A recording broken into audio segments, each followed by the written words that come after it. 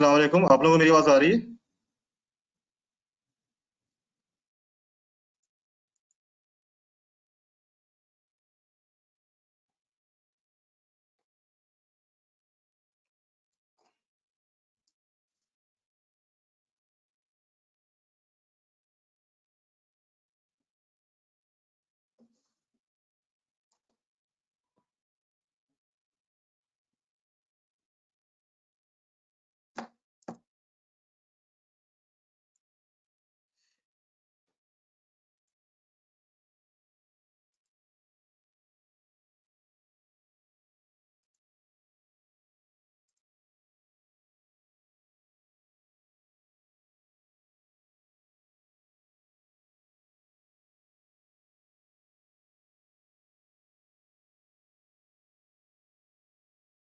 क्या आप लोगों को मेरी आवाज आ रही है?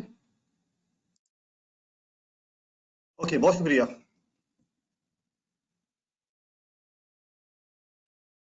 क्या आप मेरी स्क्रीन भी देख सकते हैं?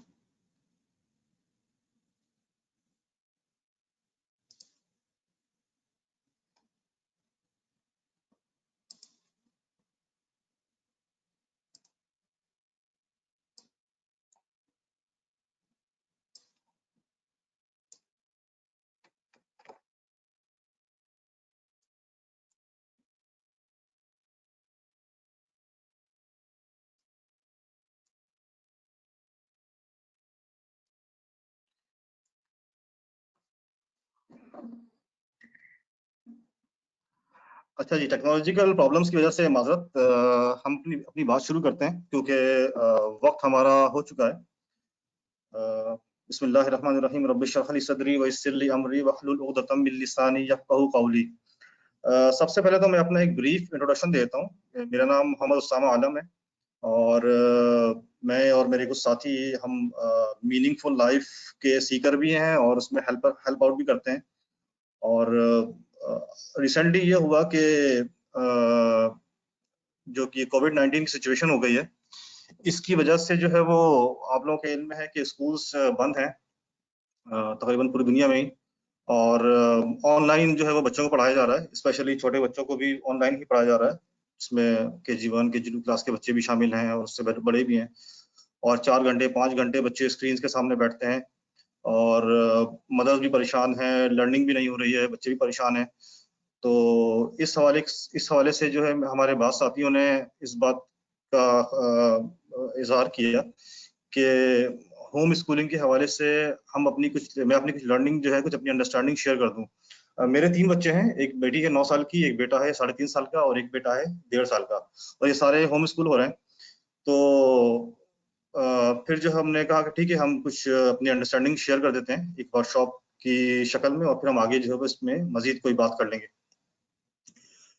तो इसमें जो मोस्टली मैं कंटेंट शेयर करूंगा वो ज़्यादा ERDC का होगा। और इसमें मुझे खुद भी हमें चैलेंजेस हैं, ठीक है, तो उन चैलेंजेस को भी हम कोप करने की कोशिश कर रहे हैं। तो इसमें कतई ये नहीं समझिएगा कि मैं इसमें कोई एक्सपर्ट हूँ होम स्कूलिंग में, ऐसा बिल्कुल भी नहीं है। बल्कि मैं खुद इसके अंदर जो है वो मैं और मेरी वाइफ हम लोग जो है लर्नर हैं और हम इसमें कोशिश कर रहे हैं कि बेहतर से बेहतर जो है वो कर सकें बच्चों के लिए।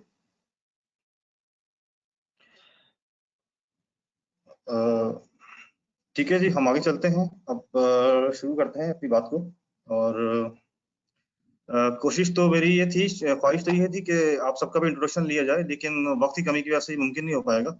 इसलिए हम इसको फिर किसी और वक्त के लिए उठा लेते हैं और किसी और वक्त हम इंशाल्लाह इंट्रोडक्शन कर लेंगे, क्योंकि आई एम एक्सपेक्टिंग कि हम एक फोरम या एक ग्रुप बना लें और जो कि होम स्कूलर्स का हो, उसमें जो हमारे चैलेंजेस हैं और जो प्रॉब्लम्स हैं उसको हम डिस्कस कर सकें। तो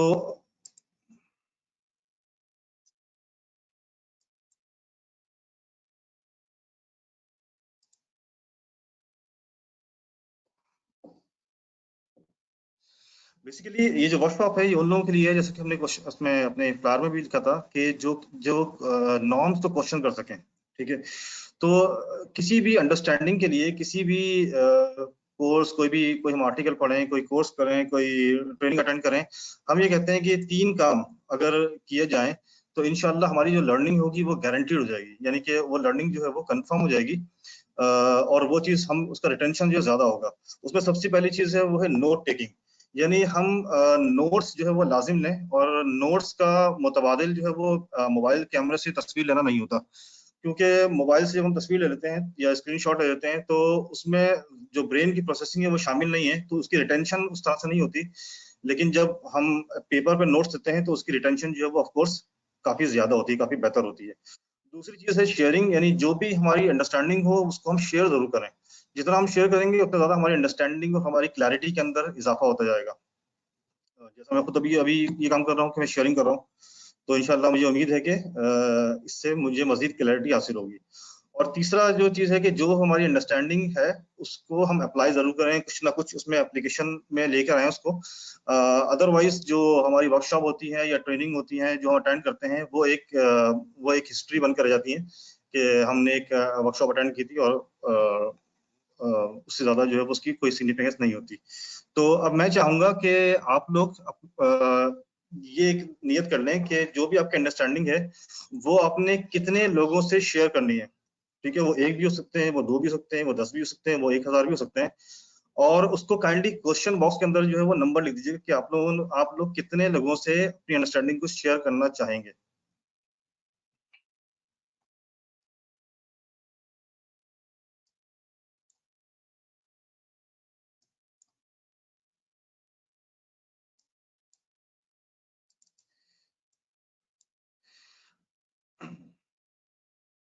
yes, this is the question box.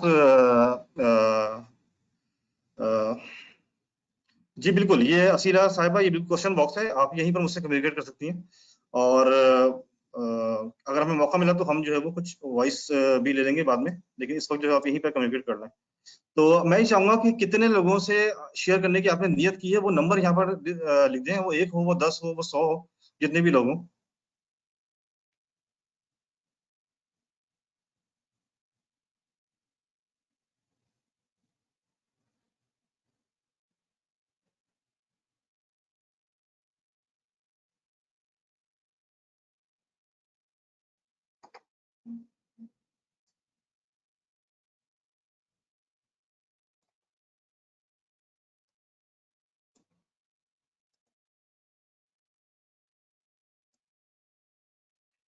जी माशाल्लाह, हारून भाई कह रहे हैं कि 15 लोगों से शेयर करेंगे माशाल्लाह अपनी अंडरस्टैंडिंग को।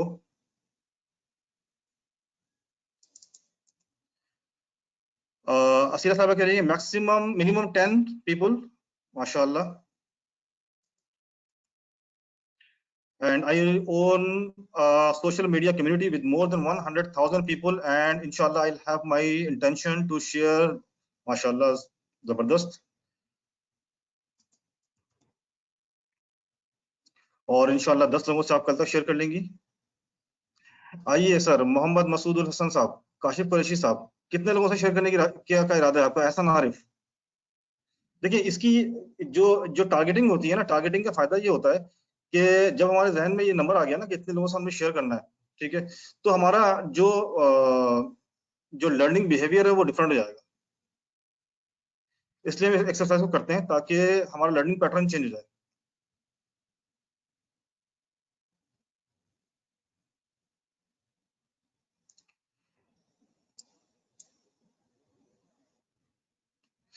एहसन भाई कह रहे हैं माशाल्लाह इंशाल्लाह मोर देन 10, 10 लोगों से ज्यादा शेयर करेंगे, जबरदस्त।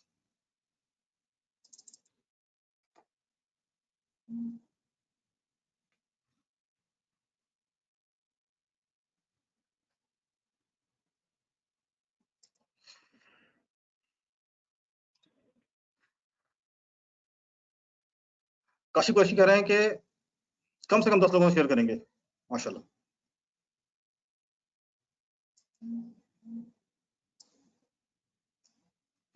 अच्छा, एक क्वेश्चन ये है कि आप में से इस वक्त कितने लोग या तो होम स्कूलिंग कर रहे हैं या होम स्कूलिंग को कंसीडर कर रहे हैं? सिर्फ जो कर रहे हैं वो बताइएगा, जो लोग कर रहे हैं या कंसीडर कर रहे हैं। ऐसा भी हो सकता है कि आप में से बहुत लोग ऐसे हों जिनके जो कि होम स्कूलिंग नहीं कर रहे हो और कंसीडर भी नहीं कर रहे हो, लेकिन वो शायद अंडरस्टैंडिंग के लिए यहाँ पे आए हो कि देखें कि होम स्कूलिंग में क्या होता है। माशाल्लाह हारून भाई 2 बच्चों की होम स्कूलिंग कर रहे हैं।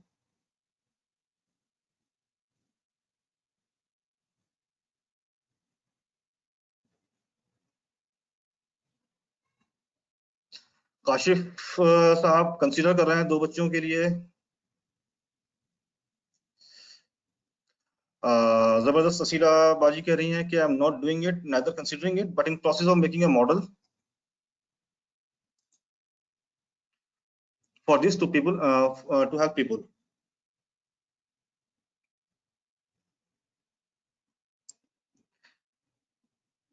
आइए sir.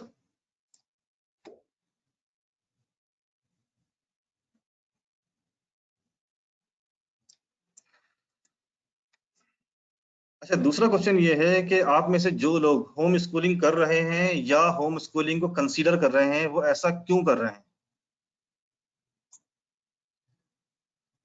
Why are you homeschooling or considering to homeschool?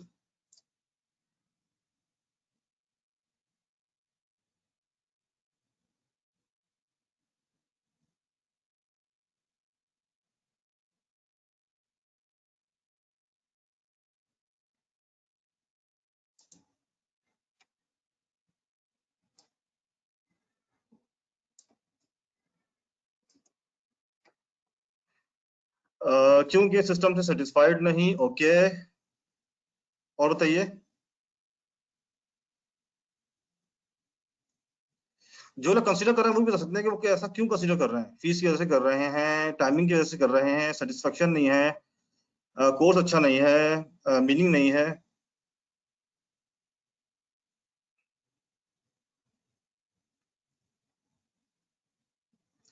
अगर आप में से कोई चाहे तो मैं आपको माइक दे सकता हूँ, ताकि अगर आप कुछ बात करना चाहें अपनी थोड़ी सी, तो वो भी हो सकता है।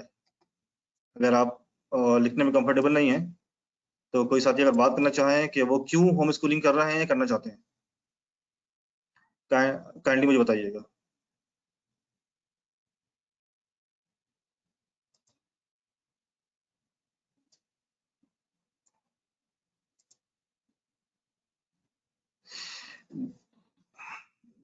जी, असीरा असीरा साहिबा, आप अपने आप को अनम्यूट कर लें।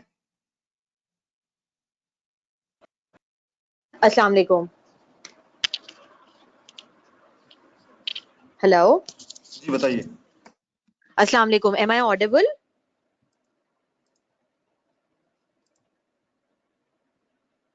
अस्सलाम वालेकुम।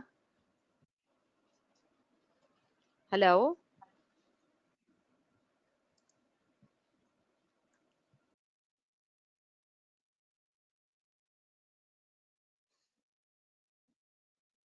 रजिया साहब कह रही हैं कि currently home schooling 2 kids, reason was no proper system in place.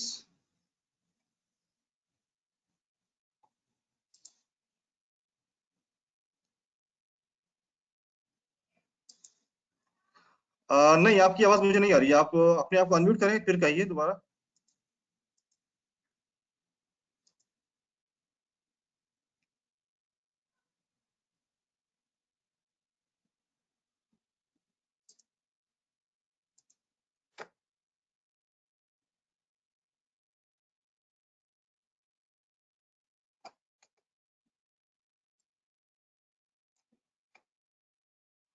Technology को इस्तेमाल करने में ये प्रॉब्लम्स रहते हैं बाज़ वक़्त।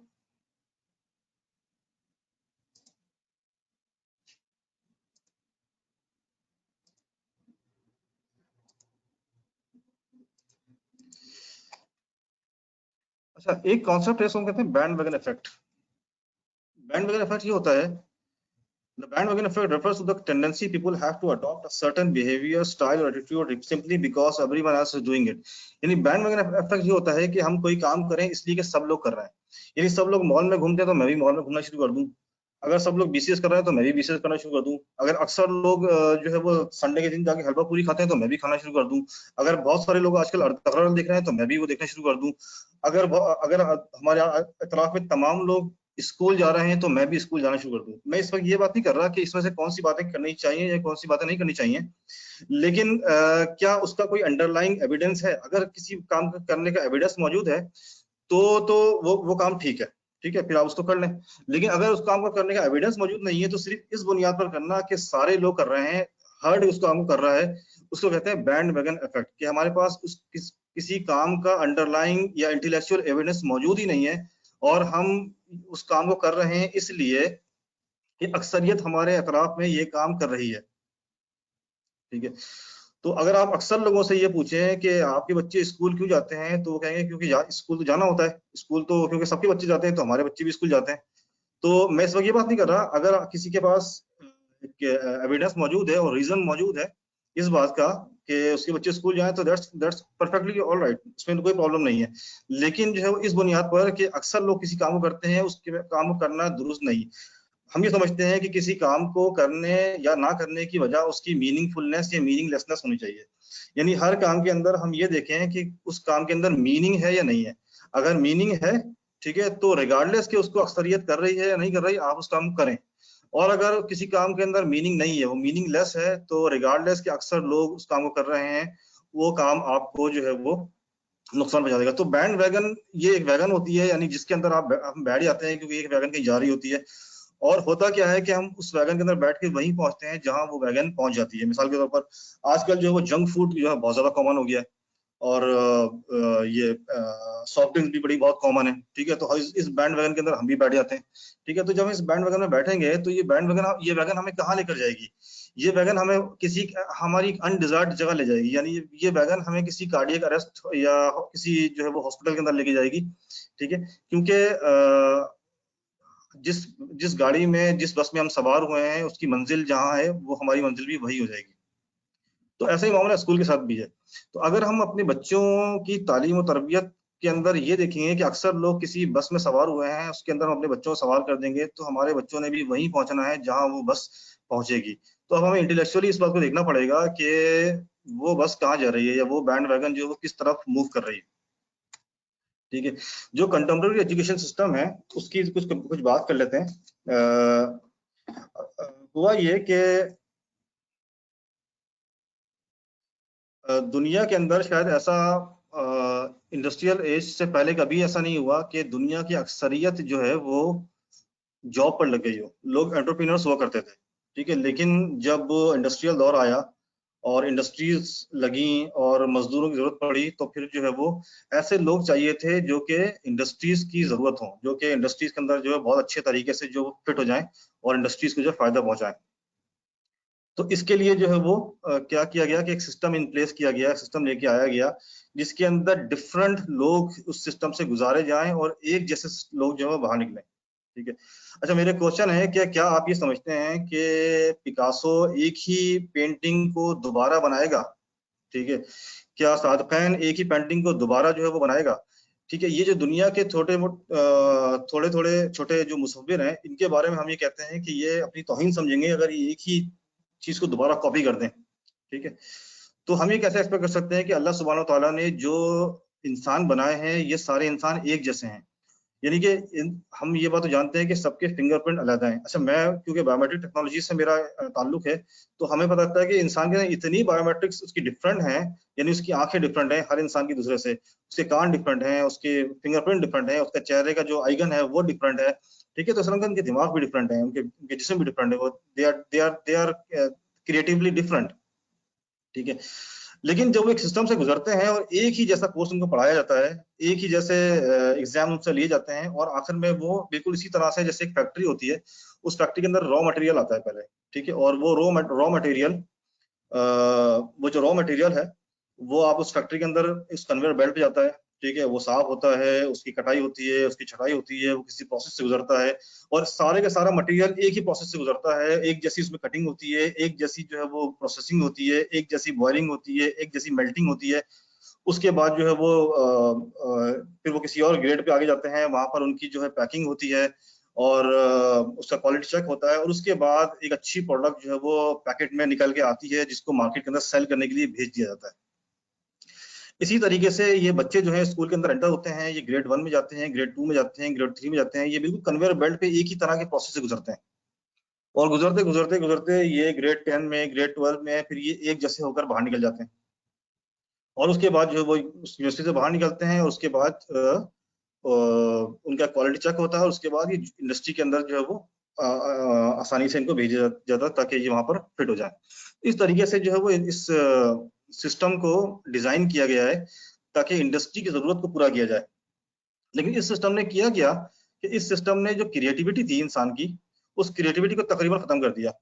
यानी पहले जो लोग क्रिएटिव हुआ करते थे, आपके पास ऐसे ऐसे लोग होते थे, साइंटिस्ट होते थे और स्कॉलर्स होते थे जो मल्टी डायमेंशन में काम कर रहे होते थे, और एक्सीलेंस ड्रिवन काम करते थे। अगर हम देखें हमारे असलाफ का काम देखें, हम अपने असलाफ की तफासिर देखें, उनकी अगर हम सही बुखारी कैसे लिखी गई, और जो मुस्लिम साइंटिस्ट थे उनका काम देखें, तो आपको लगेगा कि काम के अंदर इतनी डेप्थ है, एक्सीलेंस है।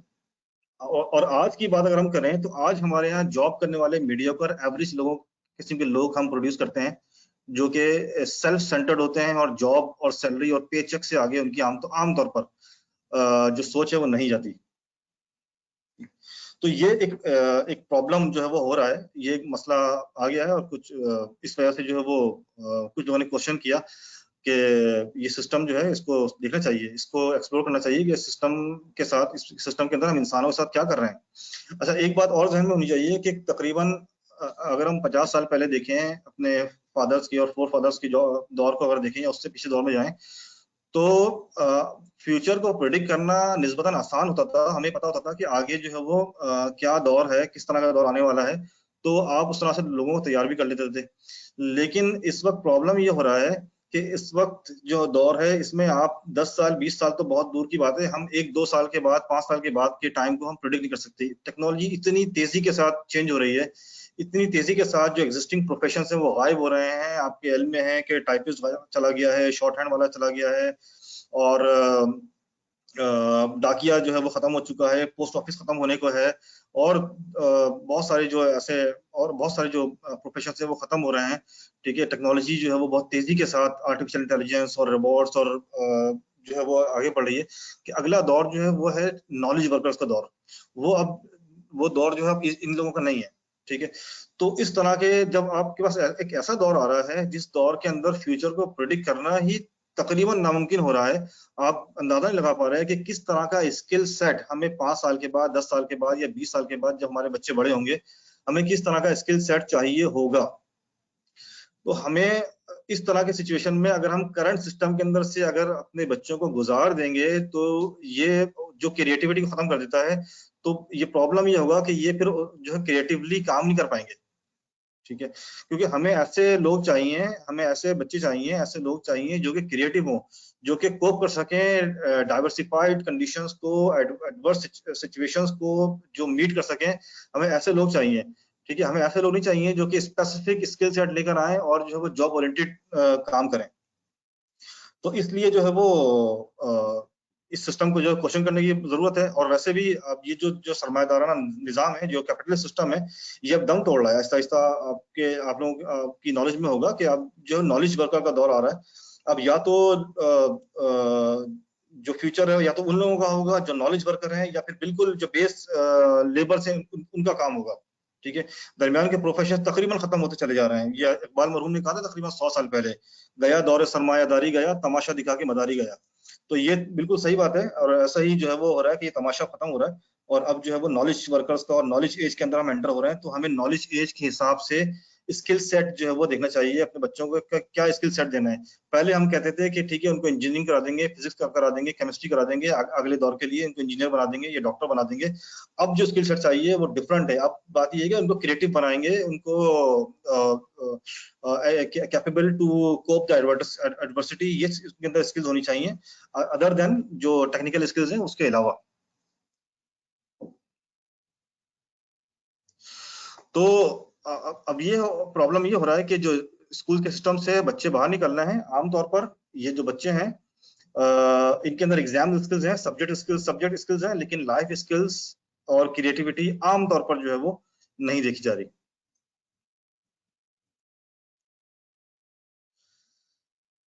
अच्छा, ये कुछ रीजंस हैं होम स्कूलिंग के। ठीक है, मैं चाहूंगा कि आप लोगों के यहाँ पर जो है वो अपने कमेंट्स साथ साथ जो है वो देते रहें। कोई भी रीजन जो है वो, इसको हम तीन आप ये कह लें कि इस पर डिवाइड कर लेते हैं। ठीक है, या तो वो एक गुड रीजन है, ये मॉडरेट रीजन है, ये एक पुअर रीजन है, बैड रीजन है होम स्कूलिंग का। ठीक है, देखिए किसी भी काम करने का वाई बहुत क्लियर होना चाहिए। ये हाउ जो है ना, आमतौर पर मैंने ये देखा है कि अक्सर लोग बात कर रहे होते हैं होम स्कूलिंग में, तो उनकी डायरेक्ट बात जो शुरू होती है वो शुरू होती है कि आप कौन सा कोर्स पढ़ा रहे हैं, कौन सा करिकुलम पढ़ा रहे हैं, किस जगह की बुक्स आप इस्तेमाल कर रहे हैं। देखिए ये चीजें ठीक है, ये आप कर लें, इसमें मसला नहीं है। ठीक है, लेकिन सबसे पहले जो जरूरी चीज है वो ये है कि हमारा वाई क्लियर होना चाहिए। अगर वाई क्लियर होगा कि हम होम स्कूलिंग क्यों कर रहे हैं, तो हाउ तो हम बाद में देख लेंगे, मॉडिफाई भी कर लेंगे जरूरत के हिसाब से। हाउ का मसला नहीं, इतना नहीं है। ठीक है, तो चलें ये शुरू करते हैं। आप लोग ये बताइएगा हर रीजन के बारे में कि ये गुड है, मॉडरेट है या बैड है, पुअर है। ठीक है, school fee is too high और अनअफोर्डेबल। आप क्या समझते हैं कि ये एक जो रीजन है कि स्कूल की फीस ज्यादा है, ये एक अच्छा रीजन है, एक दरमियाना रीजन है, या एक बुरा रीजन है होम स्कूलिंग करने का?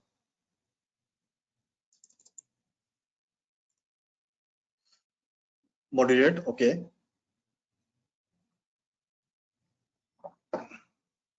ये पुअर रीजन है बिल्कुल। अच्छा देखिए, इसके अंदर ये किसी किताब के तो लिखे हुए नहीं है, ठीक है ना, ये मैथ्स की तरह है 2+2=4। तो इसमें डिफरेंट जो है वो ओपिनियंस हो सकते हैं, तो इसमें काइंडली माइंड नहीं करिएगा, इसमें डिफरेंट लोगों के डिफरेंट ओपिनियन हो सकते हैं। ठीक है, स्कूल की फी का ज्यादा होना या अनअफोर्डेबल होना, ये एक रीजन बास अक्सर लोगों का ये के लिए गुड रीजन होता है। तो उनसे फिर ये क्वेश्चन किया जाएगा कि अगर आपको कोई कहीं पर कोई फ्री स्कूलिंग ऑफर की जाए, ठीक है, तो क्या आप इसी सिस्टम से अपने बच्चे को गुजारेंगे? ठीक है, तो ये जो है वो एक क्वेश्चन, उसके बाद जो है वो नेक्स्ट क्वेश्चन ये आगे आ जाता है। दूसरा रीजन है security issues in going out city has become unsafe. शहर के हालात अच्छे नहीं है, तो क्या हम इस वजह से होम स्कूलिंग करें? एहसान भाई कह रहे हैं कि ये बैड रीजन है। Okay, bad reason, okay.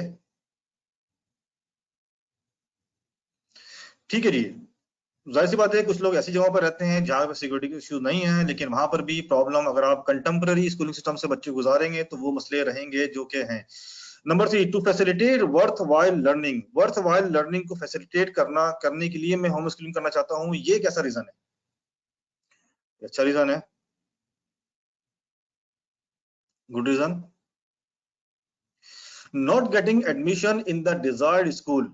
मुझे तो एडमिशन चाहिए था कराची ग्रामर में, हुआ ही नहीं, अब मैं सोच रहा हूँ कि होम स्कूल कर लूँ। ये रीजन कैसा है?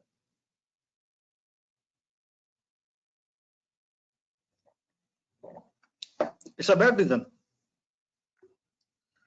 आई can teach my child better. मैं अपने बच्चे को बेहतर पढ़ा सकता हूँ, स्कूल से ज्यादा बेहतर मैं अपने बच्चे को खुद पढ़ा सकता हूँ।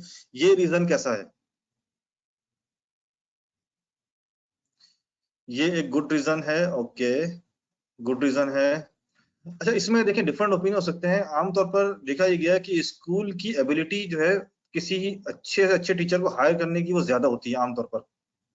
ठीक है, तो यहाँ पर एक चीज आती है, हम आगे इसको डिस्कस करेंगे, टीचिंग और फैसिलिटेशन, कि हम टीच कर रहे हैं या फैसिलिटेट कर रहे हैं। अगर हम टीच की बात करेंगे तो टीचिंग, तो स्कूल के पास ज्यादा रिसोर्सेज हैं कि वो बेहतर टीचर्स को हायर कर सके। Difficult for me to follow a tough routine, ये कैसा रीजन है?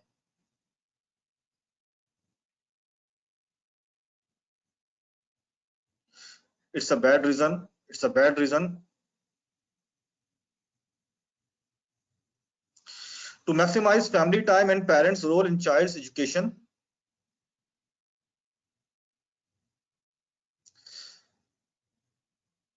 फैमिली टाइम को मैक्सिमाइज करना है, ये रीजन आपकी नजर में कैसा है? It's a good reason, it's a bad reason, it's a moderate reason? Moderate, good reason. जी ये गुड रीजन है, वेरी गुड रीजन। कि बच्चों की एजुकेशन में पेरेंट्स के साथ बॉन्डिंग और पेरेंट्स के साथ टाइम गुजारने का मौका मिले, बच्चों को वालिदैन से इल्म हासिल हो, उनकी जो लियाकत है वो उनमें ट्रांसफर हो जाए। My child can learn on his her own, I would not like my child to abandon his her ability of self education in the process of education. मैं चाहता हूं कि मेरे बच्चे खुद पढ़ें और एजुकेशन का प्रोसेस उनकी सेल्फ लर्निंग को हिट ना करे।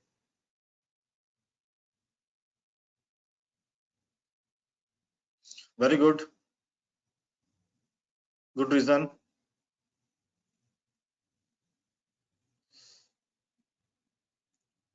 ओके, सब लोग कह रहे हैं गुड रीजन है, यानी कि एक अच्छा रीजन है कि बच्चे की अपनी जो सेल्फ लर्निंग एबिलिटी है वो मेंटेन रहे, उसको स्कूल के एजुकेशन सिस्टम में गुजार कर हम खराब ना करें। My child is finding it hard to adjust in school. मेरा बच्चा स्कूल में एडजस्ट ही नहीं हो पा रहा, शिकायतें आ रही हैं, प्रॉब्लम्स हैं, दूसरे लोगों से लड़ाई हो रही है। Moderate reason, okay, moderate reason हो सकता है, बिल्कुल। और बताइए,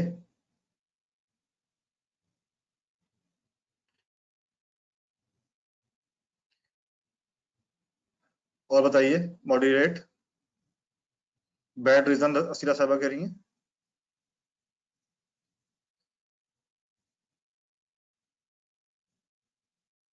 बच्चे स्कूल में एडजस्ट नहीं कर रहे, तो क्या होम स्कूल करने हैं उनको?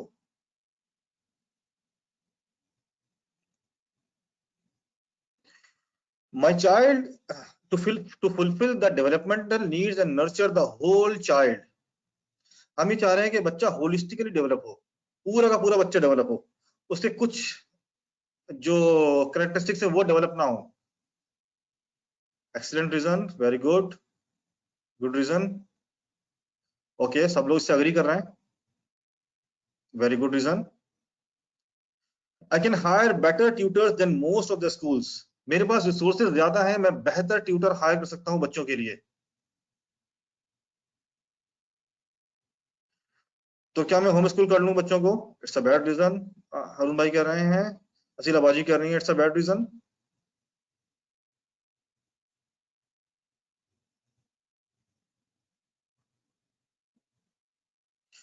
Moderate reason, bad reason.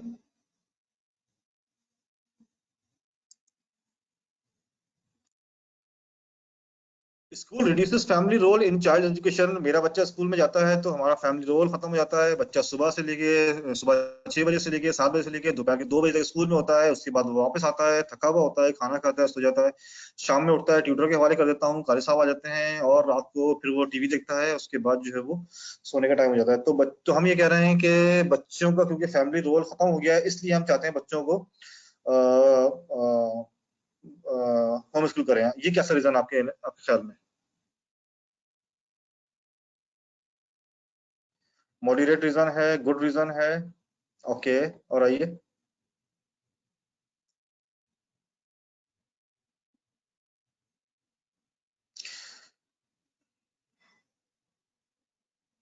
Good reason, moderate. Family का रोल बच्चों की एजुकेशन में नहीं है, इसलिए हम चाहते हैं कि फैमिली एक मेजर रोल प्ले करे बच्चों की एजुकेशन के अंदर, इसलिए हम चाहते हैं कि बच्चे होम स्कूल हों, फैमिली बॉन्डिंग को मैक्सिमाइज करना चाहते हैं। I do not agree with the to the goals of schooling. Schooling के जो गोल्स हैं मैं उससे एग्री ही नहीं करता या करती। एक्सीलेंट रीजन, जी, एक्सीलेंट रीजन, कह रही एक्सीलेंट रीजन। यानी हम चैलेंज करते हैं स्कूल के जो गोल्स हैं उनको, कि गोल्स गोल्स ही दुरुस्त नहीं है। ये हमारे बच्चे को वहां पहुंचा देंगे जहां हम उन्हें देखना नहीं चाहते, इनका गोल ही जस्टिफाइड नहीं है। Child self esteem and confidence are at risk in school. चाहे बच्चे की सेल्फ स्टीम और बच्चे का कॉन्फिडेंस जो है वो एक सिवियर रिस्क के ऊपर खड़ा हुआ है।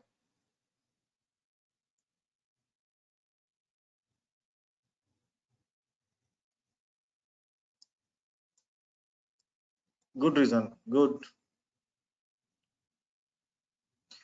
आई believe that schooling is dangerous for creativity. मैं ये समझता हूँ कि स्कूल मेरे बच्चे की क्रिएटिविटी को तबाह बर्बाद कर देगा। Very good reason.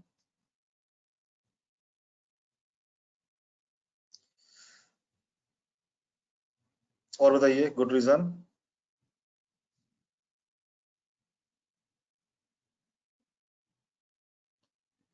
100% agreed. I believe that learning should not be coerced.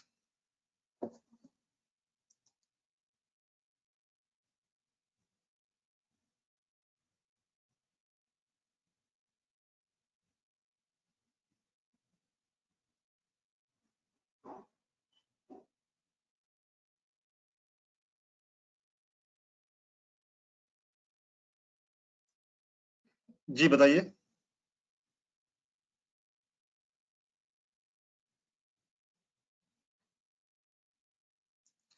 Forceful education नहीं होनी चाहिए, मैं बिलीव करता हूँ। It's a good reason. I can cover more curriculum if I home school my child. अगर स्कूल 10 सब्जेक्ट पढ़ा रहा है तो मैं 20 पढ़ा सकता हूँ।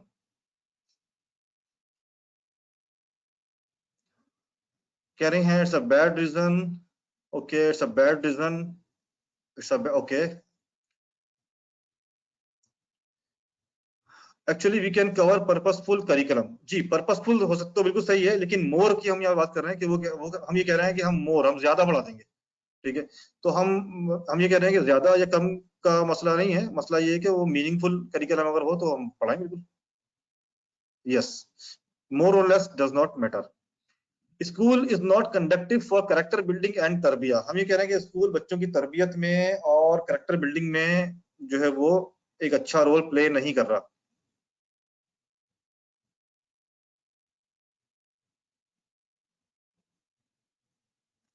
इट्स अ गुड रीजन कि स्कूल कैरेक्टर बिल्डिंग में और तरबियत में अच्छा रोल प्ले नहीं कर रहा। बच्चा 10 साल इस्लामियात पढ़ने के बाद भी नमाज पढ़ने पर रजामंद नहीं होता। I would prefer my child to be educated in natural way. मैं चाहता हूं कि नेचुरली बच्चे जो है वो एजुकेट हों।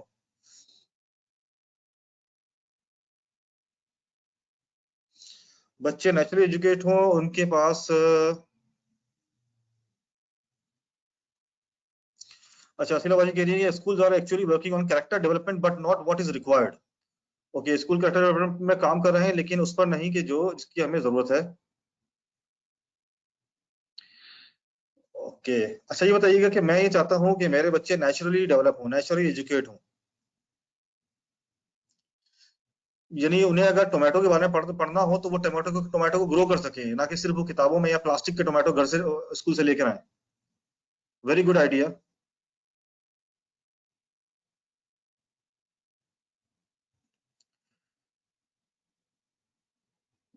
माई child can perform better in exams through whom schooling. मेरे बच्चे इस एग्जाम में अच्छे रिजल्ट्स लेकर आ जाएंगे अगर मैं उनको घर में पढ़ाऊं तो।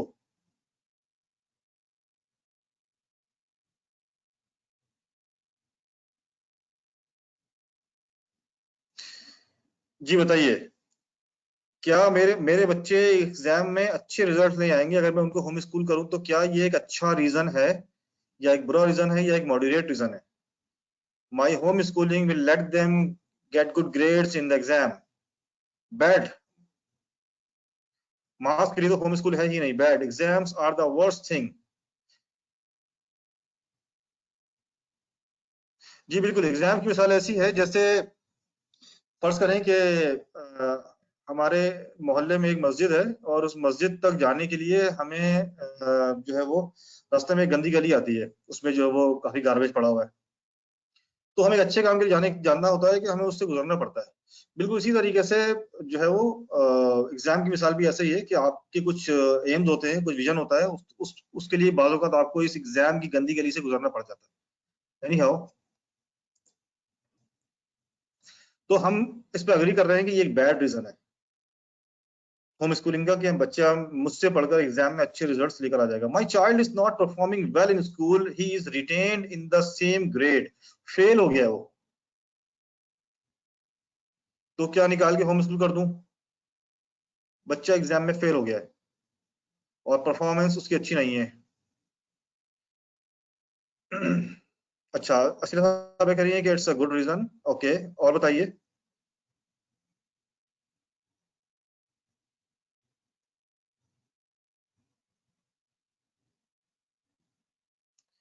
तो फिर यहाँ पे क्वेश्चन ये आता है कि अगर बच्चा पास होता रहे फिर तो हम स्कूल ना करें उसको।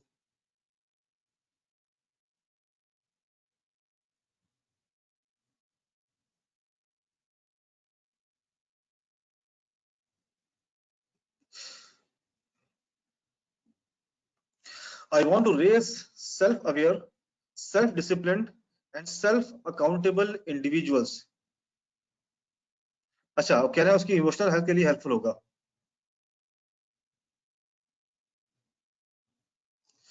बच्चा पास होता रहेगा, पेरेंट्स खुश रहेंगे, that the children is doing well. अच्छा अच्छा, ये बात ठीक है, लेकिन एक एग्जाम जो है ना वो एग्जाम होता है मैट्रिक का या इंटरमीडिएट का, यूनिवर्सिटी का, और एक एग्जाम होता है जिंदगी का। ठीक है, जिंदगी एग्जाम्स होते हैं, जो जिंदगी के जो चैलेंजेस होते हैं वो और हैं, और जो क्लासरूम के और ग्रेड्स के जो एग्जाम्स होते हैं वो और होते हैं। तो ग्रेड्स के और क्लासरूम के एग्जाम में बच्चे अगर पास हो रहे हो, फेल हो रहे हो, तो शायद उनकी उतनी ज्यादा सिग्निफिकेंस ना हो जितनी जिंदगी के एग्जाम्स के अंदर पास और फेल होने की होती है। हमारे उस्ताद कहते हैं कि क्या आप ये पूछते हैं जब हम रिश्ता करते हैं लड़के से या लड़की से, कि आपके जो है वो कितनी परसेंटेज आती थी मैट्रिक के अंदर, उस पर हम डिसाइड करेंगे कि जी ये एक अच्छा रिश्ता है या नहीं है। I want to raise self-aware, self-disciplined and self-accountable individuals. यानी मैं चाहता हूं कि सेल्फ अवेयर, इन खुद अवेयर, सेल्फ अवेयर हो, सेल्फ डिसिप्लिन हो, सेल्फ अकाउंटेबल, खुद एहतसाब करने वाले इंडिविजुअल जो हो प्रोड्यूस हो।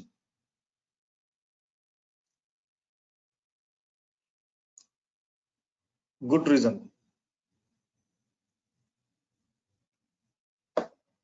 Good reason. ओके।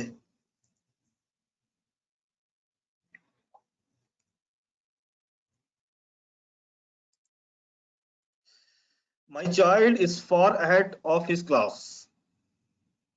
ये कैसा रीजन है होम स्कूलिंग का? My child is far ahead of his class.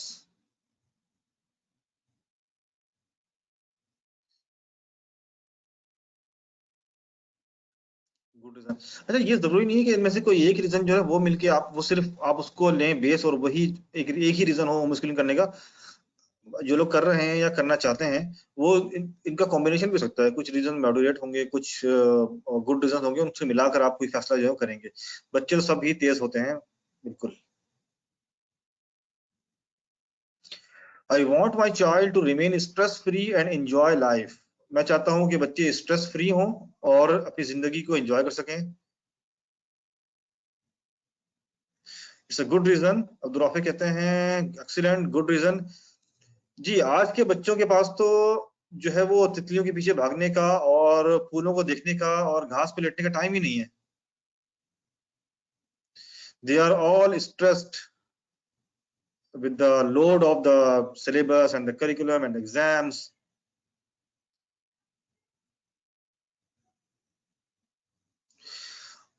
I want to let my child develop through experiential learning and traveling. मैं चाहता हूँ कि बच्चे experiential learning करें, यानी experiment करें, experience करें, experiment करें और traveling करें, और इस तरीके से इस प्रोसेस के थ्रू उनकी लर्निंग हो। It's a great reason. Okay, और बताइए।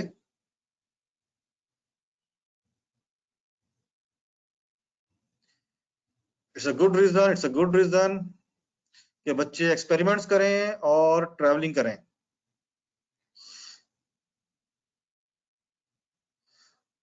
बिल्कुल, देखिए बच्चों को ना एक्सपेरिमेंट करने देना चाहिए, रिगार्डलेस कि आप होम स्कूल करें या ना करें। क्योंकि जब वो एक्सपेरिमेंट करेंगे तो वो फेल होंगे। ठीक है, और जब वो फेल होंगे तो असल में फेलियर पर तो खुश होना चाहिए।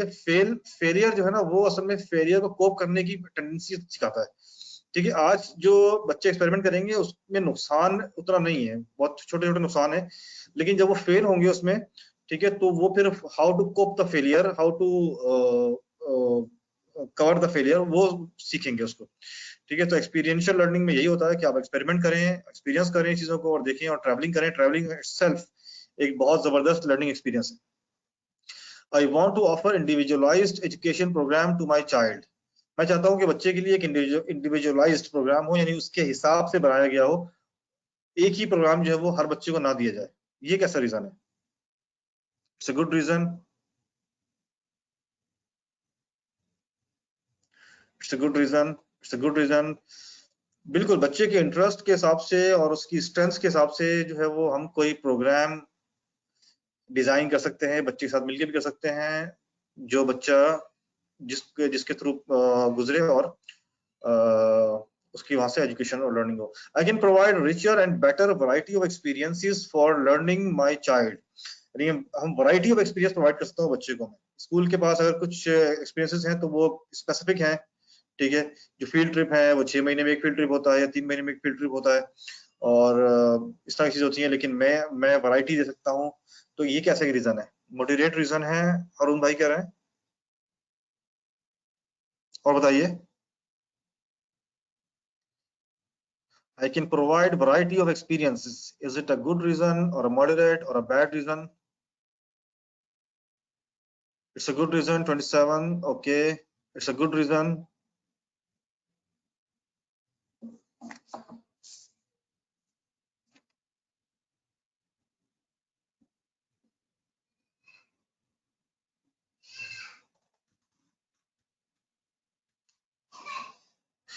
एक्सपेरिमेंट होना जरूरी नहीं, इससे भी ज्यादा जरूरी है कि कॉन्फिडेंस दें।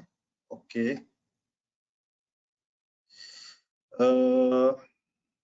माई desired school does not exist here. जिन जैसा स्कूल मुझे चाहिए वो मौजूद नहीं है यहाँ पर।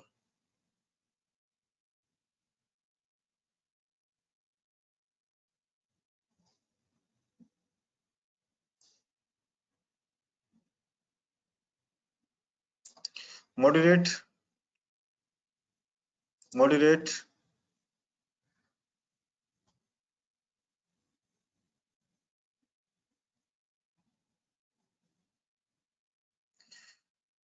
माई desired school does not exist here. जी बताइए, what do you think? Is it a good or a moderate or a bad reason?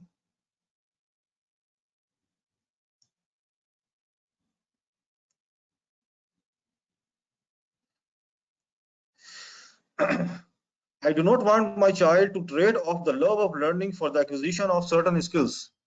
यानी कुछ skills की cost पर love of learning, जो इल्म की तलब है, उसको मैं ट्रेड ऑफ नहीं करना चाहता। इसलिए मैं चाहता हूँ कि बच्चे होम स्कूलिंग करें। ये कैसा रीजन है आपकी नजर में?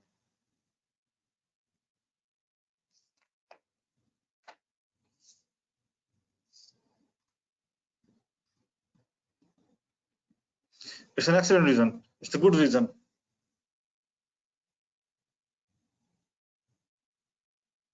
Good reason.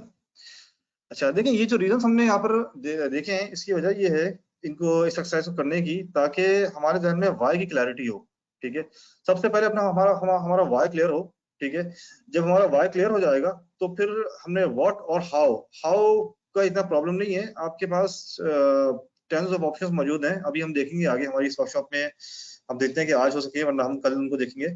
जो हमारे हाउ के ऑप्शन आएंगे उसको भी हम देख लेंगे, और उसके अलावा आप खुद भी बहुत सारे ऑप्शन एक्सप्लोर कर सकते हैं। लेकिन बहुत जरूरी जो है वो वाई है, कि हमारा वाई क्लियर हो कि हम क्यों होम स्कूलिंग करते हैं या करना चाहते हैं। अगर इसकी क्लैरिटी नहीं होगी तो हम क्या करेंगे कि हम जो है वो घर में स्कूल खोल लेंगे। ठीक है, तो सबसे पहले इससे कबल इसके कि हम ये देखें कि होम स्कूलिंग क्या होती है, हमें सबसे पहले ये देखना चाहिए कि होम स्कूलिंग क्या नहीं होती। ठीक है, home schooling is not schooling at home. यानी होम स्कूलिंग जो है वो, इसका नाम तो रख दिया गया है होम स्कूलिंग, लेकिन ये स्कूलिंग एट होम नहीं है। यानी बात लोग ये समझते हैं कि होम स्कूलिंग ये है कि बच्चा घर पे आए होगा और उसके बाद जो है वो एक हमारे पास सिलेबस होगा, उसमें सारे सब्जेक्ट्स होंगे, और हमारे पास सुबह फॉर एग्जाम्पल 8 बजे से लेके 12 बजे तक का टाइम होगा, उसके पीरियड्स होंगे, वो सारे काम वो करेगा और फिर वो टेस्ट भी देगा घर में, और वो पास होकर फिर जो है वो किसी नेक्स्ट ग्रेड के अंदर मूव करेगा। अगर ये काम हम करना चाहते हैं तो फिर बेहतर है हम बच्चे को स्कूल ही भेज दें। उसकी वजह ये है क्योंकि स्कूल में क्या हो रहा है कि एक टीचर जो है 20 बच्चों पर जो करिकुलम ये सिलेबस लेकर बम्बार्डमेंट कर रही हैं, घर के अंदर वो एक पेरेंट जो है वो 2 या 3 बच्चों पर वो काम कर रहे होंगे, तो बच्चों पर जो बम्बार्डमेंट का जो मैग्नीट्यूड है वो ज्यादा हो जाएगा। ठीक है, तो होम स्कूलिंग जो है स्कूलिंग एट होम नहीं है। ठीक है, ये एक नेचुरल लर्निंग प्रोसेस है। ठीक है, व्हाट इज होम स्कूलिंग? तो आप ये देखते हैं, it is the process that occurs through the unwavering commitment to wait for the natural unfolding of the conceptual maturity which is uniquely demonstrated in every child। यानी जो conceptual maturity होती है उसको अनफोल्ड किया जाए, और ये हर बच्चे के अंदर यूनिक होती है। ठीक है, इसको हासिल करने के लिए कोई अदारा भी हो सकता है, कोई स्कूल भी हो सकता है, और वो घर भी हो सकता है। ठीक है, बहुत सारे स्कूल भी ऐसे हैं जो कि कंटेम्प्रेरी स्कूलिंग सिस्टम पर काम नहीं कर रहे हैं, बल्कि वो इन चीजों पर वो नेचुरल बच्चों की एबिलिटीज है उनको अनफोल्ड कर रहा है। ठीक है, तो ऑफ कोर्स वो फिर आप उसको कंसीडर कर सकते हैं, मतलब ये एक ऑप्शन है। ठीक है, क्योंकि वहां पर वो काम हो रहा है। तो स्कूलिंग जो है वो घर पर हो या स्कूल में हो वो स्कूलिंग है, और होम स्कूलिंग घर पर हो या स्कूल में हो वो होम स्कूलिंग है। बेसिकली इसका ताल्लुक ज्योग्राफिकल से नहीं है कि हम घर में बिठाएं बच्चे को या स्कूल में भेजें। इसका ताल्लुक जो है कॉन्सेप्ट से है कि हम किस तरह से जो है वो एजुकेशन को फैसिलिटेट कर रहे हैं। अगर हम उसी तरह से घर पे एजुकेशन को फैसिलिटेट करेंगे जिस तरह से स्कूल में कर रहे हैं, तो फिर तो बेहतर है आप स्कूल ही भेज दें। It is the traditional approach of education which has been witnessed across all human civilizations through history। यानी कि कुछ अरसे पहले जो स्कूल बने उससे पहले जो ट्रेडिशनल अप्रोच थी ये वही अप्रोच है। यानी कि हम ये देखते हैं अपने असलाफ के बारे में, हम जब उनकी बायोग्राफीज पढ़ते हैं तो आपने यकीनन पढ़ा होगा। ठीक है, कि फला साहब ने जो है वो अपनी जो बेसिक एजुकेशन है वो पहले अपने फादर से हासिल की। ठीक है, फिर जो है वो साहब उन्होंने अपने दादा से या चचा से हासिल की, फिर वो किसी उस्ताद के पास जाके बैठ गए और वो 10 साल तक उस उस्ताद के पास बैठे रहे, और उसके बाद जो है वो फिर पॉसिबल है कि वो शायद वो किसी सिस्टम में गए हों। लेकिन एक ट्रेडिशनल अप्रोच जो थी वो एजुकेशन की यही थी कि वो किसी साहिब इल्म के साथ जो है वो कनेक्ट हो जाते थे, और उसके साथ जो है उनकी एजुकेशन चलती थी। तो इसलिए किसी ने कहा है ना कि once upon a time all children were home schooled. ये सारे होम स्कूल थे। जब स्कूल बनने से पहले सारे बच्चे होम स्कूल ही होते थे। ठीक है, स्कूल बनने के बाद फिर ये मसला शुरू हुआ कि जो है वो 2 तरह के आपके पास मामला आ गए। कुछ बच्चे स्कूल जा रहे हैं और कुछ बच्चे जो है वो होम स्कूल हो रहे हैं। ठीक है, तो यहाँ पर ये बात बहुत क्लियर होनी चाहिए हमें कि होम स्कूलिंग क्या नहीं है। Home schooling schooling at home नहीं है, और होम स्कूलिंग क्या है वो is the natural unfolding of the conceptual maturity which is uniquely demonstrated in every child। और ये एक traditional natural way of learning है जो कि हम हजारों सालों से इंसान इससे गुजरता हुआ आ रहा है, और ये अब जो है वो ये चेंज हो गया है, और अब जो है वो एक नया एरा जो है स्टार्ट हो गया एजुकेशन का, जिसको हम स्कूल कहते हैं।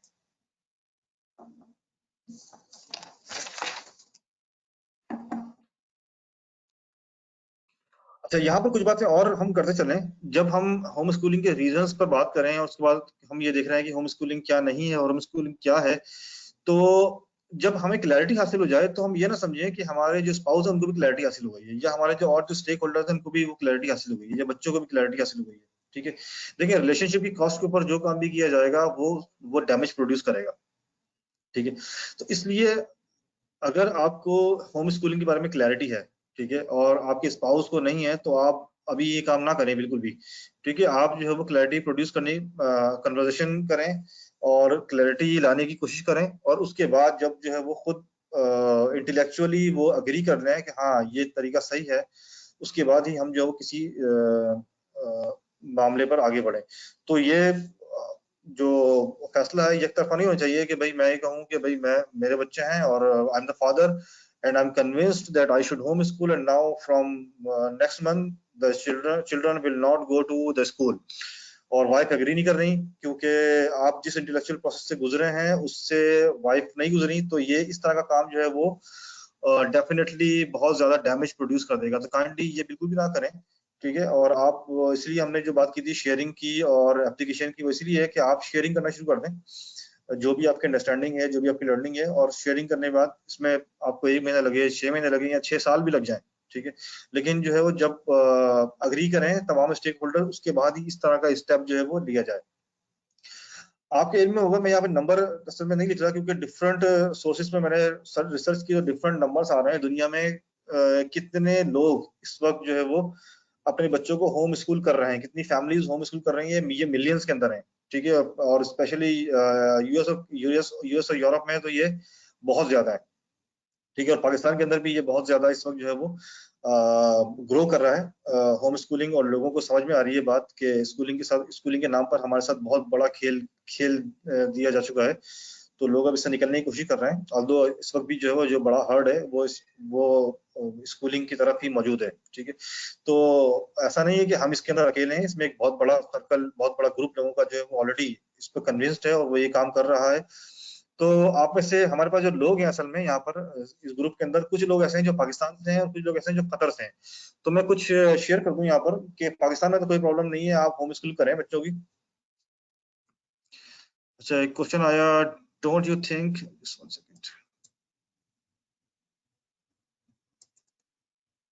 Don't you think we should take 2 minutes stretching और आउट ब्रेक? ओके फाइन, ठीक है, मैं अपनी बात पूरी कर लूँ, उसके बाद हम ब्रेक कर लेते हैं छोटा सा। ठीक है, तो मैं ये कह रहा था कि हमारे पास क्योंकि जो लोग मौजूद हैं यहाँ पर वो पाकिस्तान से भी मौजूद हैं और कतर से भी मौजूद हैं। तो पाकिस्तान में तो कोई प्रॉब्लम नहीं है, आप होम स्कूलिंग करना चाहें तो बच्चों को कर लें, कोई आपको लीगल इश्यूज भी नहीं है। और उसके बाद क्या करें आप कि ये कर सकते हैं कि बच्चे जो है वो जब एक बड़ा स्पैन घर पे गुजार चुके हैं वो, ठीक है, तो फिर आप 7-8 क्लास में किसी क्लास में उनको किसी स्कूल में दाखिल कर दें, या फिर आप प्राइवेटली उनको एक टेस्ट एग्जाम दिलवा दें। ये भी आप कर सकते हैं कि आप उनको प्राइवेटली करवा दें और उसके बाद जो है वो आप उनको कॉलेज में जाने दें, या फिर आप कॉलेज भी घर पे करवा दें। ये तमाम ऑप्शन आपके पास मौजूद हैं पाकिस्तान के अंदर, इसमें कोई लीगल प्रॉब्लम भी नहीं है। जहां तक बात है कतर की, तो मैं इस बारे में थोड़ी सी डिटेल्स जो है वो बता दूं, या इसमें थोड़ी सी डिटेल्स जो डिफरेंट है। असल में मेरी जो बेटी है वो पहले स्कूल जाती थी, तो ग्रेड 2 के बाद हमने ये फैसला किया कि वो स्कूल नहीं जाएगी, होम स्कूल हम उसको करेंगे। तो उसमें फिर जब लीगल प्रॉब्लम्स भी आई तो फिर मैंने थोड़ी सी रिसर्च की और मैं मिनिस्ट्री ऑफ एजुकेशन भी गया और मैंने उससे बात भी की। तो पता ये लगा कि यहाँ पर जो सिटीजन है यहाँ के, जो कतरी हैं, ठीक है, उनके लिए एजुकेशन फ्री है और कंपलसरी है। They can not do home school. लेकिन जो दूसरे लोग हैं, जो रेजिडेंट्स हैं, जो यहाँ पर रहते हैं, जो यहाँ के अपने शहरी नहीं है जैसे हम लोग हैं, तो हमारे पास ये ऑप्शन, यानी इस बारे में जो इनका लॉ है वो खामोश है। ठीक है, लॉ इस बारे में कुछ नहीं कह रहा। तो मैंने जब उनसे पूछा कि अगर मैं होम स्कूल करूँ अपने बच्चों को तो आपको कोई प्रॉब्लम तो नहीं है? तो उन्होंने कहा कि एज लॉन्ग एज आपकी कंट्री के अंदर उस बच्चे को अडॉप्ट कर लिया जाएगा, उसकी तो हमें कोई प्रॉब्लम नहीं, आप कर सकते हैं। तो ये एक थोड़ी सी जो नॉलेज थी मैंने यहाँ पर दे दी। यहाँ पर हम एक 2-3 मिनट का ब्रेक लेते हैं, या पानी वानी पी लें, स्ट्रेच कर लें, उसके बाद जो है वो इंशाल्लाह हम अपनी बात को जो है कंटिन्यू करते हैं। ठीक है, 2 to 3 मिनट्स स्मॉल ब्रेक। अस्सलाम वालेकुम।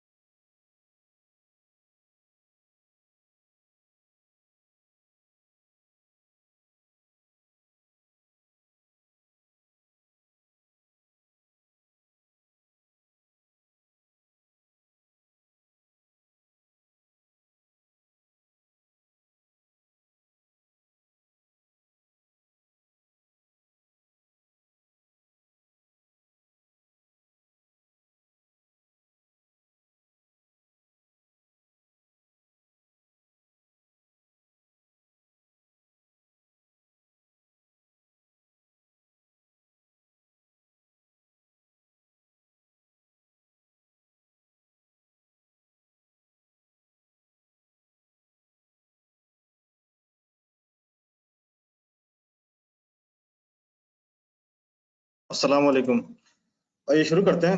अच्छा, स्ट्रेच ब्रेक जो होती है ना, वो इसलिए होती है ताकि, क्योंकि अल्लाह अल्लाह सुब्हान तआला ने हमारी जो जो बॉडी होती है ना, इसको नेचुरली ऐसा बनाया है कि ये मूवेबल होती है। ठीक है, इसको मूव करता रहना चाहिए। इसीलिए आपने देखा होगा, जब हम सोते हैं रात को तो हमें करवट जो हम लेते हैं, ठीक है, तो इसी तरह से अगर आप एक ही एंगल पे हम बैठे रहते हैं तो उससे जो कॉम्प्लिकेशन होती हैं, उससे बैक पेन और डिफरेंट होती है। तो इसलिए स्ट्रेच ब्रेक, थोड़ा सा आप चल लें फिर लें, थोड़ा सा हाथ पाँव हिला लें, तो उससे जो है वो अच्छा रहता है। तो इसलिए जो है वो हम ये स्ट्रेच ब्रेक कर लेते हैं उसके लिए। ठीक है, चलिए आगे चलते हैं जनाब। तो हमने देख लिया कि what is not home schooling and what is home schooling. ठीक है, आगे बढ़ते हैं। अब ये बहुत इंपॉर्टेंट है, ये core elements of home schooling. Home schooling के बुनियादी एलिमेंट्स, यानी होम स्कूलिंग खड़ी किसके ऊपर होती है?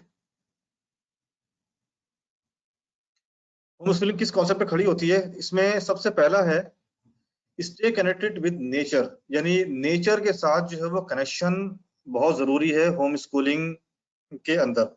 अगर नेचर के साथ कनेक्शन नहीं है, ठीक है, बच्चा जो है वो पौधों को भी किताबों में पढ़ रहा है और आसमान को भी किताबों में देख रहा है, ठीक है, और समंदर को जो है वो स्क्रीन पे देख रहा है, तो ये फिर जो है ये डैमेजिंग है। ठीक है, इसका कोई फायदा नहीं है। तो सबसे जो बुनियादी चीज है वो है कि stay connected with the nature.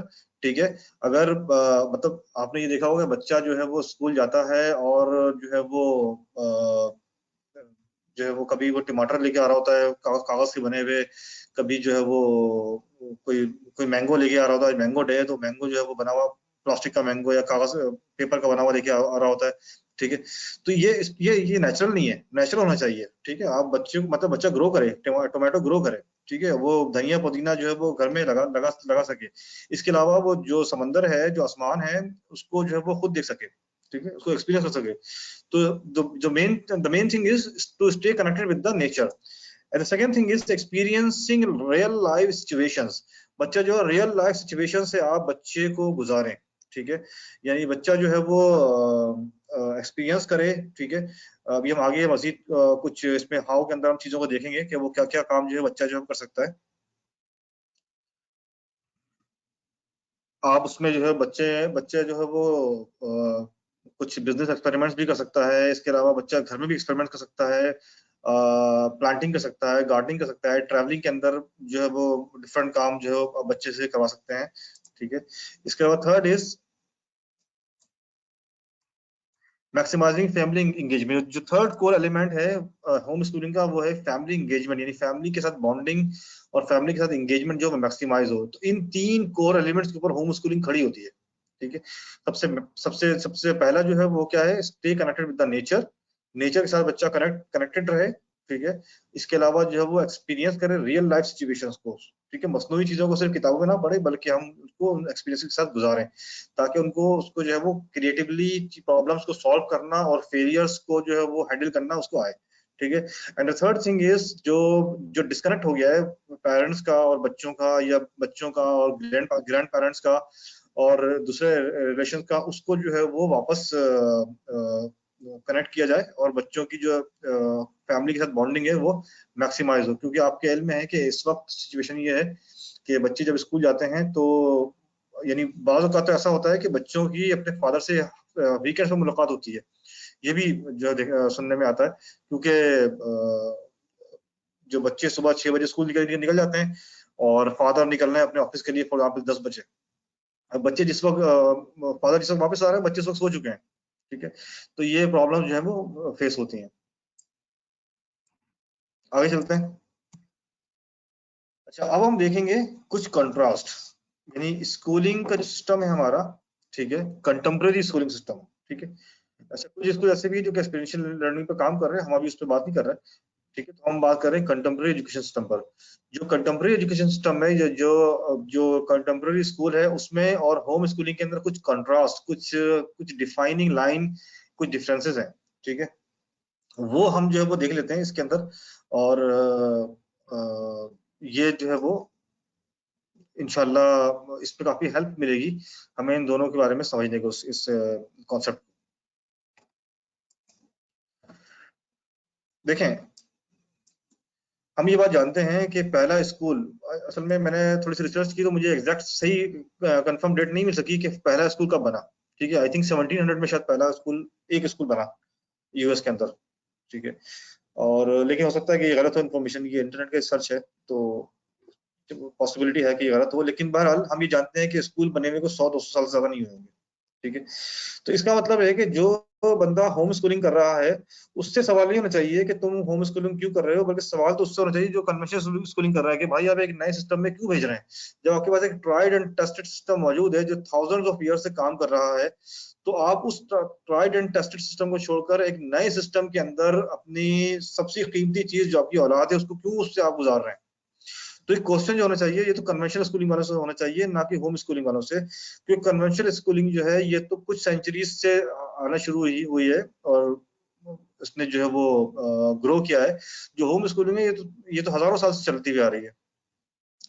फिर हमारे में है कि जो कन्वेंशनल स्कूलिंग है it prepares for the exam, and जो होम स्कूलिंग है it prepares for the life and here after. इसीलिए आप भी देखते हैं कि एक बच्चा 10 साल इस्लामियात पढ़ने के बाद नमाज पर बहुत अच्छा मजमून तो लिख सकता है, लेकिन वो नमाज पढ़ने पर रजामंद नहीं है, ठीक है, क्योंकि वो एग्जाम के लिए प्रिपेयर किया है। यानी बच्चा मुड़ के देखता नहीं है उन सब्जेक्ट्स को, उस नॉलेज को जो उसने हासिल की होती है, ठीक है। जबकि होम स्कूलिंग के अंदर आप ये कर सकते हैं, तब ये ऐसा नहीं है कि होम स्कूलिंग में ऐसा होता है, अब तो आपके हाथ में, आप शेप कर सकते हैं। You can shape to prepare him for the life and the life hereafter, ठीक है। एग्जाम के कन्वेंशनल स्कूलिंग में क्या हो रहा है कि बच्चा ना तो लाइफ के लिए प्रिपेयर हो रहा है और ना हियर आफ्टर के लिए प्रिपेयर हो रहा है, ठीक है। यानी आपको जो भी उसको नॉलेज देनी पड़ती है, यानी यानी कन्वेंशनल स्कूल आपको ये नहीं सिखा रहा कि एक अच्छा हस्बैंड कैसे बना जाए, अच्छी वाइफ कैसे बना जाए, या अच्छा फादर या अच्छा बॉस क्या होता है, ठीक है। वो तो आपको ये सिखा रहा है कि आपने जो है वो कुछ स्किल्स कैसे हासिल करनी है ताकि एक अच्छी जॉब कैसे मिले। अच्छा, फिर आप चलते हैं आगे। तो जो कन्वेंशनल स्कूलिंग है ये करिकुलम या सिलेबस बेस्ड है, और जो होम स्कूलिंग है इंटरेस्ट बेस्ड है। यानी आपके पास एक सिलेबस को जो है वो आपको थमा दिया जाएगा बच्चे को, और उस सिलेबस को उसने जो है वो अपने अंदर उसने जो है वो डालना होगा उस पूरे साल के अंदर, और एग्जाम वाले दिन उसको उसको उसको वॉमिट करनी होगी पेपर के ऊपर। That is the conventional schooling. जबकि होम स्कूलिंग के अंदर जो करिकुलम या सिलेबस बनाया जाएगा वो डिजाइन होगा, आप डिजाइन करेंगे इंटरेस्ट की बेसिस के ऊपर और स्ट्रेंथ्स की बेसिस के ऊपर, और उसमें हम स्ट्रेंथ्स को और वीकनेसेस को बच्चे की मद्देनजर रखते हुए एक सिलेबस या एक करिकुलम जो डिजाइन करेंगे। मैंने एक आर्टिकल शेयर किया था ग्रुप के ऊपर, उम्मीद है आप लोगों ने पढ़ा होगा, जो वो जो बुक थी एक, क्या नाम था बुक का, चिकन सूप, और जिसमें जानवरों की एग्जांपल दी गई थी, आपने यकीन पढ़ा होगा, वो बुक इस पर आती है। उसके बाद कॉम्प्रोमाइज आइडियोलॉजिकल बिलीफ्स। कन्वर्सेशन अच्छा ये होता है कि हम में से बहुत लोगों के अपने आइडियोलॉजिकल बिलीफ्स होते हैं, हम कुछ चीजों पर बिलीव करते हैं। तो स्कूल में क्या होता है कि वो बिलीफ्स जो है वो आपको कॉम्प्रोमाइज करने पड़ जाते हैं, स्कूल अपने हिसाब से चलाएगा। जबकि होम स्कूलिंग के अंदर क्या होता है कि आप डिजाइन कर सकते हैं अपनी आइडियोलॉजी के हिसाब से, ठीक है। मैं इस वक्त ये बहस नहीं कर रहा, ना ये मेरी सब्जेक्ट है कि कौन सी आइडियोलॉजी सही है या क्या मानना चाहिए क्या नहीं मानना चाहिए। लेकिन फॉर एग्जाम्पल मैं एक मिसाल देता हूँ कि एक शख्स ये कहता है कि भाई मैं नहीं चाहता कि मेरे बच्चे जो है कि वो म्यूजिक और डांसिंग डांसिंग जो करें, ठीक है। तो ये उसकी एक आइडियोलॉजी है, हम इसको ये बात नहीं कर रहे कि सही है गलत है, लेकिन ये उसकी आइडियोलॉजी है। लेकिन जब वो कन्वेंशनल स्कूल में भेजता है बच्चे को, तो उसको क्या करना पड़ता है कि इस आइडियोलॉजी को कॉम्प्रोमाइज करना पड़ता है। जबकि वो होम स्कूलिंग के अंदर वो इस तरह डिजाइन कर सकता है कि वो बच्चे जो है वो ये काम ना करें। इसी तरीके से आपकी कोई और आइडियोलॉजी हो सकती है, आप उसको जो है वो उसकी बेसिस पर आप डिजाइन कर सकते हैं अपने होम स्कूलिंग के पैराडाइम को। फिर हम चलते हैं आगे, thirst of numbers and thirst of knowledge. यानी बच्चा जो है वो ये चाह रहा है कि मैं किसी तरीके से फर्स्ट आ जाऊं, या मेरा ए ग्रेड आ जाए, या मेरे नंबर जो है 90s के अंदर आ जाए। जबकि होम स्कूलिंग में एग्जाम ही नहीं है, तो जब एग्जाम ही नहीं है तो थर्स्ट ऑफ नंबर्स एग्जिस्ट ही नहीं करता, ठीक है। So there is a thirst, there is a thirst for the knowledge. बच्चे के अंदर नॉलेज की थर्स्ट है कि किस तरीके से मुझे जो है वो इल्म हासिल हो जाए जो मेरे लिए नाफे हो, फायदेमंद हो। और नंबर्स क्योंकि जो है वो मैटर ही नहीं करते, जब एग्जाम ही नहीं है तो नंबर्स मैटर ही नहीं करते। Same expectation from all the learners maintains individuality of each learner। अच्छा, स्कूल में क्या हो रहा है कि एक ही एक्सपेक्टेशन आप तमाम लर्नर से लगा रहे हैं, एक जैसे लोग, यानी डिफरेंट लोग हैं, और आप ये चाह रहे हैं कि वो एक जैसा जो है वो एग्जाम उनको आप दें और एक जैसा जो रिजल्ट प्रोड्यूस करें, ठीक है। जबकि होम स्कूलिंग में क्या है कि हर एक की इंडिविजुअलिटी है, किसी की स्ट्रेंथ किसी और चीज में है, किसी और इंटरेस्ट किसी और चीज में है, दूसरे बच्चे को किसी और चीज में है। फिर जब आप कन्वेंशनल स्कूलिंग में जाते हैं, nurtures part of the child, and in the home schooling you can nurture the holistic child. तो इसमें क्या है, पार्ट ऑफ द चाइल्ड आप जो है वो सिर्फ नर्चर करते हैं, बच्चे की फिजिकल ग्रोथ नहीं होती, यानी फिजिकल डेवलपमेंट के नाम पर आप एक पीटी का एक कोर्स होता है, ठीक है, एक दिन में वो आके आप तो 1 2 3 करवा देता है, ठीक है, और उसके बाद बच्चा उसको जो है वो दोबारा कभी पूरे उसकी प्रैक्टिस नहीं करता, ठीक है।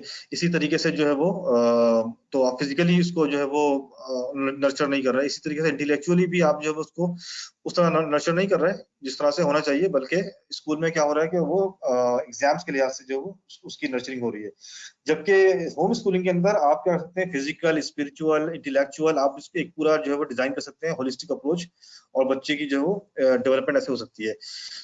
Then in the conventional schooling it is teaching based, teacher पढ़ाएगा और बच्चा पढ़ेगा, तो the child is tuned to be taught, and in the home schooling it is facilitation based, you facilitate the children for learning, आप उसको facilitate करें, जो learning के लिए चीजें चाहिए, जो resources चाहिए, जो right environment चाहिए, वो प्रोवाइड करें, तो बच्चा जो है वो खुद सेल्फ लर्निंग की एबिलिटी उसके अंदर मौजूद है, तो वो सेल्फ लर्निंग स्टार्ट कर देगा।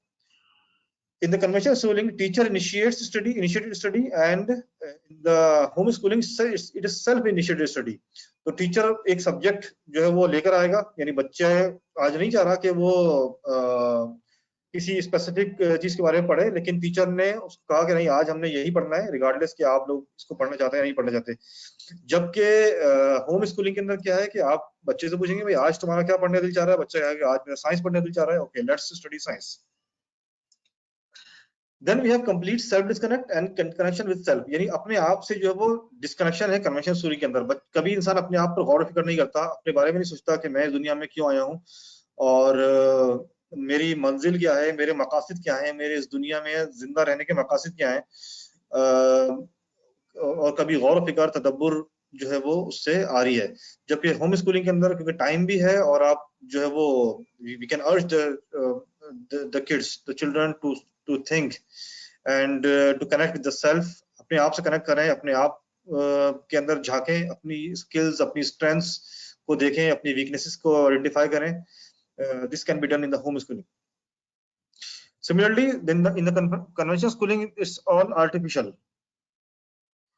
and in the home schooling it is natural। यानी आपने ये देखा होगा कि बाज़ औक़ात बच्चा घर पे आता है और एक वो पेपर लेके आता है जिसमें 2 कॉलम्स बने हुए होते हैं, ठीक है, और 2 कॉलम्स होते हैं, और एक तरफ लिखा होता है जंक फूड और एक तरफ लिखा होता है हेल्दी फूड, और उसमें बना होता है जंक फूड में जी बर्गर है और सैंडविच है और नगेट्स हैं, और हेल्दी फूड के अंदर आपने देखा होगा कि लिखा होता है कि हेल्दी फूड के अंदर जी वो फ्रूट्स हैं और मिल्क है, ठीक है।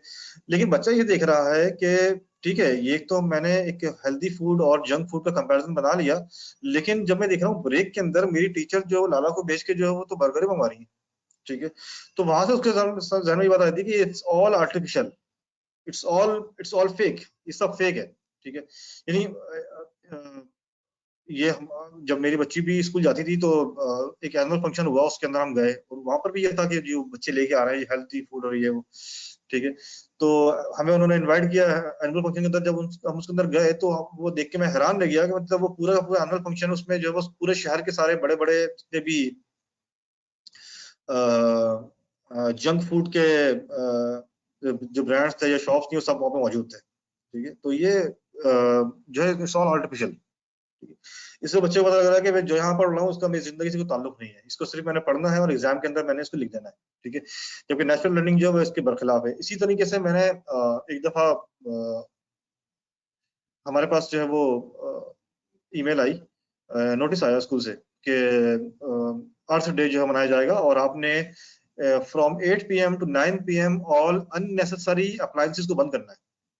अननेसेसरी अप्लायंसेस को आपने बंद करना है from 8 PM to 9 PM। So our question was, if some appliance is unnecessary, why to turn it off between 8 to 9 only? It should be turned off all the times। यानी unnecessary तो हर वक्त बंद होना चाहिए ना, उसको फिर आज के दिन सिर्फ अर्थ डे में और 8 to 9 में करना, इसका मतलब है कि आप अलामती तौर पर बंद कर रहे हैं, बच्चे को ये एजुकेशन नहीं दे रहे कि एक चीज अगर अननेसेसरी है तो बिजली का ज़या भी जो है वो एक नेमत का ज़या है, उसको जो है वो रोका जाए। Then we know that the conventional schooling is hardly creative and the homeschooling is full of creativity. ये हमने पहली स्लाइड्स में हमने देखा था कि स्कूलिंग सिस्टम कैसे ऑपरेट करता है। हमने देखा था कि क्रिएटिविटी को खत्म करने की जो जगह है उसको कहते हैं स्कूल। जबकि होम स्कूलिंग के अंदर आप क्या कर सकते हैं कि आप क्रिएटिव एक्टिविटीज में बच्चों को इन्वॉल्व कर सकते हैं, क्योंकि आप एक्टिविटीज को डिजाइन करते हैं। Weak connection with parents and strong bonding with parents, ये हमने कवर कर लिया था एलिमेंट्स के अंदर के पेरेंट्स के साथ जो कनेक्शन होता है कन्वेंशनल स्कूलिंग के अंदर वो वीक होता है, टाइम ही नहीं होता हमारे पास। और होम स्कूलिंग के अंदर ये बॉन्डिंग जो है स्ट्रॉन्ग हो सकती है, because we are travelling and we are experiencing things together. Then we have weak connection with nature and strong connection with nature, ये भी हमने एलिमेंट्स के अंदर देखा था कि जो होम स्कूलिंग है वो नेचर के साथ कनेक्शन के ऊपर खड़ी होती है, जबकि जो कन्वेंशनल स्कूलिंग है इट्स ऑल आर्टिफिशियल। हर चीज हम या तो किताब में देखते हैं या प्लास्टिक की चीजों को हम इस्तेमाल करते हैं। Then in the conventional schooling, the people produced are self-centered. They have a self-sense. देखें जो माशरा होता है ना, माशरा जो है वो कंपटीशन के ग्राउंड्स पे खड़ा नहीं होता। एक हेल्दी माशरा जो होता है वो कोऑपरेशन के ग्राउंड पे खड़ा होता है, कोऑपरेशन की बेसिस के ऊपर खड़ा होता है। यानी आपके इल्म में होगा कि सहाबा के दौर में एक मरतबा ऐसा हुआ कि एक शख्स आई थिंक एक नॉन मुस्लिम था शायद, वो किसी शॉप पर गया कुछ सामान लेने के लिए, और जब उसने सामान लेने की कोशिश की तो उसने कहा कि आप आज मुझसे नहीं सामने वाले से खरीदें। उसने कहा क्यों? उसने कहा कि इसलिए क्योंकि मैं आज चीजें कुछ सेल कर चुका हूं और मेरा आज का मामला हो चुका है, जबकि मैं ये देख रहा हूं कि सामने वाले जो मेरे भाई हैं उनकी दुकान पर तो आज जो है कस्टमर्स आए नहीं है, तो मैं चाहता हूं कि आप उनसे सामान खरीदें ताकि उनकी दुकान भी चले और उनके घर में भी जो है वो जो रिसोर्सेज है वो पहुंचे। ठीक है, तो ये होता है रिलेशनशिप सेंटर्ड, यानी माशरा जो खड़ा होता है on the basis of cooperation. जबकि सेल्फ सेंटर्डनेस के अंदर क्या होता है कि हम कंपटीशन की बिना पे खड़ा करते हैं कि मैं फर्स्ट आ जाऊं, ठीक है, मेरे नंबर दूसरे से अच्छे आ जाएं, और जो जॉब्स हैं, ठीक है, उसके अंदर एक ही पोजीशन है तो वो मुझे मिल जाए, दूसरों को ना मिले। ये होती है self centredness. Then we have a do as directed mentality, यानी आपको किसी क्वेश्चन को वैसे ही सॉल्व करना है स्कूल के अंदर जैसे बताया गया है, डू एज डायरेक्टेड, उसको आपको उसी तरह सॉल्व करना है। अगर उसने आपको कहा गया है कि क्वाड्रेटिक इक्वेशन को आपने फैक्टराइजेशन के जरिए सॉल्व करना है, तो you can do only with the method of factorisation. अगर वो बच्चा इतना जीनियस है कि वो फैक्टराइजेशन और के अलावा कोई एक अपना मेथड इन्वेंट कर सकता है, और उसने वो मेथड इन्वेंट कर दिया और उस मेथड से उसने क्वाड्रेटिक इक्वेशन को सॉल्व कर दिया, तो आप ये जानते हैं कि उस बच्चे को एग्जाम में 0 मिलेगा। ठीक है, क्योंकि टीचर ने ये कहा है कि आपने ऐसा नहीं करना जैसे बेहतर लगता है आपको, बल्कि आपने वैसा करना है जैसे हमने आपको बताया है। ठीक है, क्योंकि उसके साथ ऐसा ही होना है। जब उसने स्कूल से निकलना है और जब उसने जॉब में जाना है तो उसने डू एज डायरेक्टेड मेंटालिटी भी काम करना है। उसको जैसा बॉस बोलेगा उसको वैसा ही करना पड़ेगा। ठीक है, बॉस बोलेगा उसको झूठ बोलो तो वो झूठ बोलेगा, बॉस बोलेगा वो किसी तरह से बेच कराओ तो वो बेच कराएगा। तो इसीलिए उन्होंने उसको डू एज डायरेक्टेड मेंटालिटी के जरिए ही प्रिपेयर करना है ताकि वो एक अच्छा एम्प्लॉय बन सके। और होम स्कूलिंग के अंदर you can give the child options, कि आपके पास ऑप्शंस, एग्जिस्टिंग ऑप्शंस भी हैं किसी प्रॉब्लम को सॉल्व करने के लिए, and you can invent your own solutions. Bombardment of undesired information की बम्बार्डमेंट हमारे पास हो रही है कन्वेंशनल स्कूलिंग के अंदर, जबकि होम स्कूलिंग के अंदर डिलीवर्स ओनली मीनिंगफुल नॉलेज। देखें, ऐसी इंफॉर्मेशन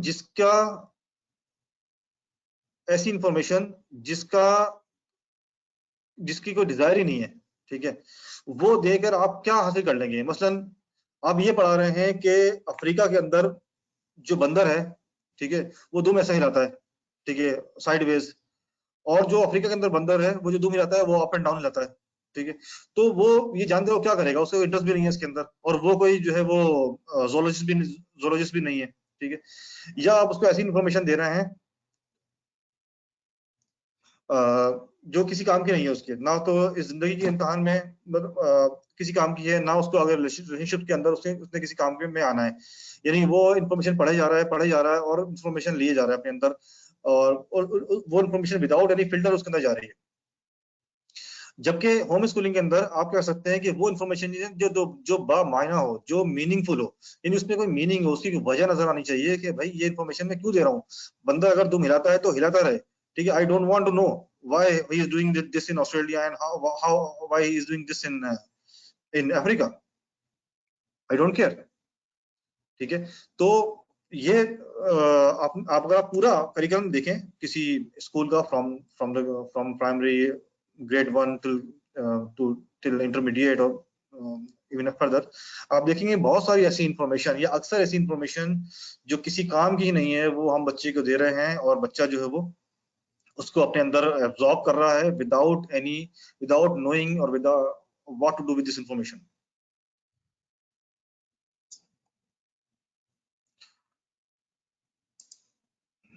अच्छा, हारून भाई कह रहे हैं कि क्वेश्चन आ गया है, लेकिन मैट्रिक के पेपर्स में at last steps to follow करने ही।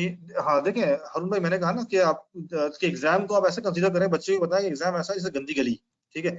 आपने मस्जिद में जाना है और रास्ते में गंदी गली पड़ती है, ठीक है, तो उस गली से आपने अपने दामन को बचाते हुए, अपने कपड़ों को बचाते हुए निकल जाना है बस, ठीक है। और क्योंकि आगे आपकी मंजिल जो है वो बहुत अच्छी है, आपने मंजिल तक पहुंचना है। तो इसी तरह बच्चे को बताएं कि भाई ठीक है, आपने जो है वो अगर आपने डिग्री लेनी है, अगर तो आपको जो है वो इस एग्जाम के प्रोसेस से गुजरना पड़ेगा, तो आप इस एग्जाम के प्रोसेस से कराहत के साथ गुजर जाएं, सही है, और स्टेप्स को आप फॉलो कर लें, ठीक है। लेकिन जो है वो जो एक्चुअल आपकी जो क्रिएटिविटी है वो आपकी जो है वो मेंटेन रहनी चाहिए, ठीक है। व्हाट टू डू देन, अच्छा ये जो हाउ है हम इसको भी देखते हैं थोड़ा सा, ठीक है। तो इसको कैसे किया जाए। अच्छा, ये व्हाट टू डू देन किस पॉइंट पर आ रहा है आपका, ये बताएंगे सर, क्योंकि मैं असल में मैं आपका क्वेश्चन मिस कर गया, किस टाइम पर आपने किया था।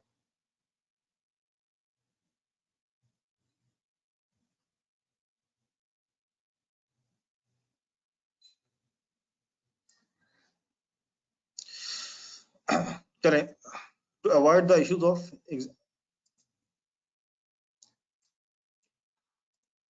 हाँ देखें, ये तो ऐसा ही है ना कि एग्जाम्स के अंदर जो, अगर अपने पूरा टाइम, यानी कि बच्चे के जो 15-16 इयर्स की जो एजुकेशन है वो आपने घर में कर ली, तो बच्चा जो है वो मतलब इंटेलेक्चुअली बहुत साउंड है, ठीक है। तो अब वो एग्जाम को सिर्फ इस तरह से देखेगा कि ये जो है एक रास्ता है जिससे मुझे गुजरना है, और वो उससे गुजर जाए, ठीक है। लेकिन जो है वो उसकी क्रिएटिविटी और उसका कैरेक्टर आपने जो है उसको उसको प्रिजर्व किया हुआ है। Then we have stressful learning and stress free learning. Stressful learning है, आपके पास डेट्स हैं, बहुत स्ट्रिक्ट डेडलाइंस मौजूद हैं, उसमें आपको असाइनमेंट्स करने हैं, उनके अंदर आपको एग्जाम के लिए प्रिपेयर करना है, बहुत सारा कोर्स पढ़ना है, बहुत सारी राइटिंग करनी है, और उसमें आपने जो है कुछ मीनिंगलेस काम भी करने हैं, देख देख के भी लिखना है, और ये सारे काम भी आपने करने हैं। तो ये स्ट्रेसफुल लर्निंग है, बच्चे पे स्ट्रेस है, और आपके इल्म में होगा कि क्या, अगर आप इस पर रिसर्च करें तो आपको पता लग जाएगा कि कितने बच्चे जो है वो इसमें स्ट्रेस और एंजाइटी का शिकार होते हैं स्कूलिंग अपने प्रेशर की वजह से, ठीक है। और होम स्कूलिंग के अंदर it's an stress free learning, stress free है, बच्चा आराम से खेले कूदे, उसमें लर्निंग भी करता रहे, पढ़ता भी रहे, ठीक है। तो उसको आप जो है वो रिलैक्स रखें, ठीक है। आपके इल्म में होगा कि इवन इस्लामिक पैराडाइम के अंदर भी 5-6 ईयर्स से पहले जो है बच्चे पे कोई बाकायदा तालीम का बोझ डालने का भी जो है वो सिस्टम मैंने नहीं सुना। अच्छा, अब आप देखते हैं कि in conventional schooling we have age wise grouping, and in home schooling we have interest wise grouping. आपके इल्म में है कि जैसे आपने कभी देखा होगा कि मस्जिद होती है, ठीक है, उसके अंदर जो जो दर्स होता है, जो वो क्या होता है, वो किस दुनिया पर होता है, ठीक है। उसमें क्या एक जैसी एज के लोग होते हैं? एक जैसी एज के लोग नहीं होते, लेकिन एक जैसे इंटरेस्ट के लोग जरूर होते हैं। जिसको उस वक्त जो है कुरान के बारे में सुनना है वो बैठ जाएगा आकर। इस वक्त हम एक ग्रुप की शक्ल में यहाँ पर बैठे हुए हैं, हम में मुख्तलिफ लोग मौजूद हैं, मुख्तलिफ एजेस के लोग मौजूद हैं, ठीक है। जबकि हम, लेकिन हम सबका इंटरेस्ट इस वक्त एक ही है। तो ये एक नेचुरल लर्निंग है, हम इस वक्त लर्निंग के मूड में आए हुए हैं, अंडरस्टैंडिंग के मूड में है, ठीक है। हम क्या करते हैं, बच्चों को एज वाइज ग्रुपिंग कर देते हैं। अब उसमें क्या होता है कि intellectually they are different, but they are of the same age, and when we put them in the same group.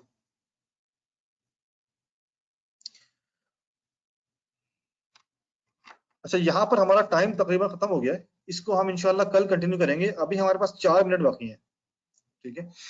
अगर आप में से कोई चाहे तो आज के बारे में कुछ समअप करना चाहे या कोई अपने कमेंट देना चाहे तो मैं उनको माइक दे सकता हूँ। आप काइंडली अपना हैंड रेज कर दीजिए।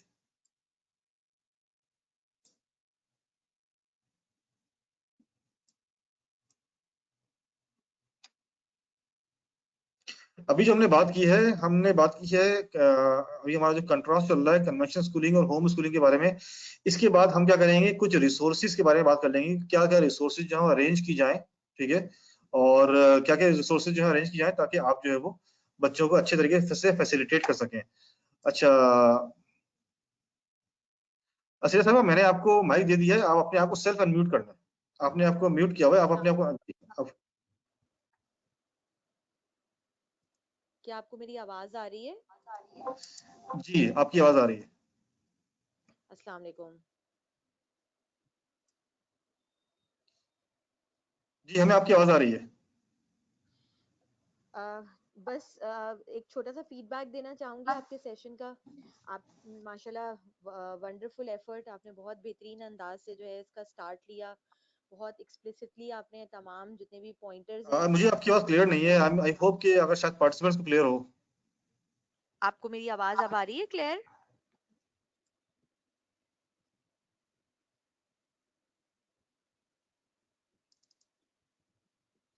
हेलो। ओके, मुझे क्लियर नहीं है लेकिन पार्टिसिपेंट्स को क्लियर है। आप कहें अपनी बात। ठीक है। बहुत बेहतरीन अंदाज में आपने अपनी वर्कशॉप का आगाज किया। जितने भी पॉइंट्स हैं उनको आपने बहुत डिटेल में एक्सप्लिसिटली जो है वो उनको बयान किया। और काफ़ी सारी ऐसी चीज़ें हैं जो आज नई मुझे खुद भी आपके साथ यहाँ बैठकर जो है वो सीखने को मिली हैं। And I am looking forward to have more pointers to be discussed over here so that मजीद जो है वो कुछ अच्छा कुछ बेहतर जो है वो सीखने को मिलेगा। I myself is associated with schooling system since long, but deep down बहुत सारी ऐसी चीजें हैं जिनको देखकर अंदाजा होता है कि ये वो नहीं है जो मेरी आइडियोलॉजी से मैच करती हैं। And I always encourage parents to pay attention to their children. I always encourage them, I always suggest them to spend good quality meaningful time with their children ताकि उन्हें पढ़ाई यानी एजुकेशन और learning का जो एक बेसिक बहुत वाज़े डिफरेंस है वो समझ में आए और पेरेंट्स को ये पता हो कि उनका उनके बच्चों की लाइफ में कितना बड़ा जो है वो पोर्शन है जो उन्हें निभाना है हर हाल में।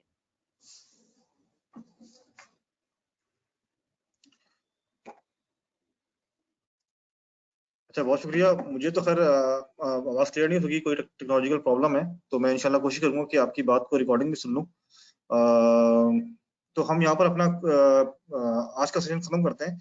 काशिफ अनवर साहब कह रहे हैं कि home schooling is best in my opinion, but हमारे माशरे में इसको अच्छा नहीं समझा जाता। देखिए, हमने ये बात की थी कि एक बैंड वैगन है, ठीक है। आप क्या करेंगे कि जिस वैगन में सवार होंगे ये वही आपको लेकर जाएगी। अगर आप वो लोग अच्छा नहीं समझते तो हमें ये देखना है कि हम लोगों की फिक्र करें या बच्चों की फिक्र करें। तो हमारे लिए लोगों का ओपिनियन ज्यादा इंपॉर्टेंट है या बच्चों का फ्यूचर ज्यादा इंपॉर्टेंट है, तो उस बुनियाद पे हम हमें चाहिए कि फैसला करें। एक और क्वेश्चन आ गया। अच्छा देखिए, यहाँ पर हमारा टाइम खत्म हो चुका है। आप में से जो जाना चाहे वो जा सकते हैं, ठीक है। रेस्ट आप जो है हम बस फिनिश कर रहे हैं जो क्वेश्चन उसको लेकर। तो उसके बाद क्या होगा कि अगर आप चले भी जाएं तो आपको ये इंशाल्लाह रिकॉर्डिंग अवेलेबल हो जाएगी। डू यू थिंक कि वो बच्चा जिसको हम होम स्टडी करवा रहे हैं he will be able to meet the confidence level as those kids who have studied in school? देखें, सबसे पहले बुनियादी बात तो ये समझें कि कॉन्फिडेंस में और बोल्डनेस में फर्क होता है। Boldness is something that we I think you इसमें हम क्या करते हैं कि बाज़ औक़ात हम बोल्डनेस के अंदर और कॉन्फिडेंस के अंदर जो है वो मिक्सअप कर जाते हैं। बोल्डनेस ये होती है कि आप 1000 लोगों के सामने खड़े होकर बात कर सकें, ठीक है, इसको कहते हैं बोल्डनेस। और कॉन्फिडेंस ये होता है कि आप एक राइट पर हैं और आप चाहे सारा मुआशरा उसके खिलाफ हो, उस बात के खिलाफ हो, लेकिन क्योंकि उस बात का एविडेंस है, वो बात ठीक है, तो आप जो है उस पर कॉन्फिडेंट है। This is called the confidence. So home schooling will make you confident इंशाल्लाह, ठीक है। बात रह गई है बोल्डनेस की, तो बोल्डनेस के लिए बहुत सारे तरीके हो सकते हैं। आप बच्चों को मुख्तलिफ अपॉर्चुनिटीज दे दें, आप बच्चों को जो है क्लब ज्वाइन करवाएं, आप बच्चों को जो है वो स्पीच क्लब ज्वाइन करवाएं जो तकारीर होती हैं। इसके अलावा जो है वो डिफरेंट क्लब्स होते हैं, रीडिंग क्लब्स होते हैं, ठीक है, साइंस क्लब्स होते हैं, वहां पर वो जाएं, कम्युनिकेट करें। सो ही विल कवर इंशाल्लाह। I think I answer your question.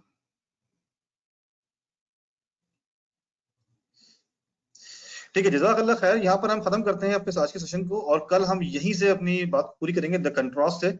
और इंशाल्लाह हम कोशिश करेंगे कल हम कंट्रास्ट से आगे बढ़ें और कुछ हाउ पर बात करें कि और कुछ रिसोर्सेज जो है कैसे अरेंज की जाए। जज़ाकल्लाह खैर। अस्सलाम वालेकुम व रहमतुल्लाहि व बरकातुहू।